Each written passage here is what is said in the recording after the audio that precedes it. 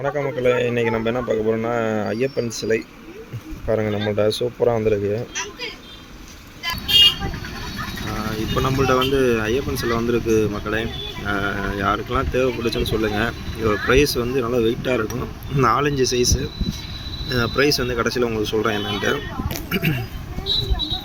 அதே தான் மக்களே, நம்ம வேலு முருகன் சிலை எல்லாம் பண்ணிகிட்ருக்கோம். அதே மாதிரி இதில் ஐயப்பன் சிலை இப்போ சீசன்னால் இது வந்திருக்கு. இது கொஞ்சம் நல்லாவே இருக்குது. நம்மளுக்கு நம்ம பார்க்கும்போதே தெரியும், நம்ம ஷைனிங்லாம் நல்லாயிருக்கும்.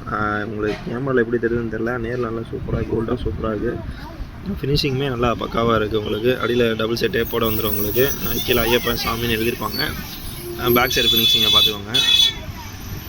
நல்லா அற்புதமாக போட்டிருப்பாங்க. நீங்கள் பார்த்தீங்கன்னா தெரியும், ஷைனிங்காக எல்லாம் தெரியும். இப்போ பாருங்க, அவ்வளோ ஷைனிங்காக இருக்கும் நம்மள்ட்ட. இது வந்து அபிஷேகம் பண்ண முடியாது மக்களே. நான் அதே தெளிவாக சொல்லிக்கிறேன் இந்த வீடியோவில். அபிஷேகம் பண்ண முடியாது.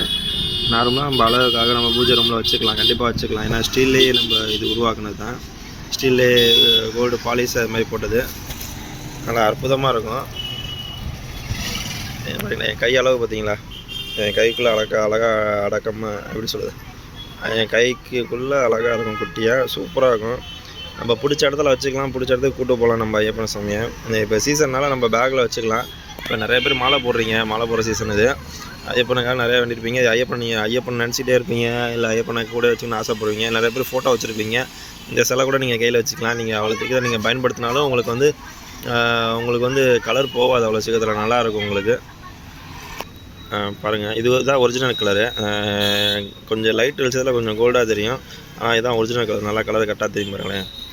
அழகான கோல்டு பாலிஷ் பண்ணியிருப்பாங்க இது. அதனால் அவ்வளோ சீக்கிரம் கலர் போகாது. நம்ம அபிஷேகம் பண்ணாமல் தண்ணி படாமல் வச்சுட்டோம்னு வச்சுங்களேன், நம்ம கையில் பயன்படுத்திக்கலாம். கையில் எத்தனை நாடினா எடுத்து யூஸ் பண்ணிக்கலாம், என்னென்ன பண்ணிக்கலாம்.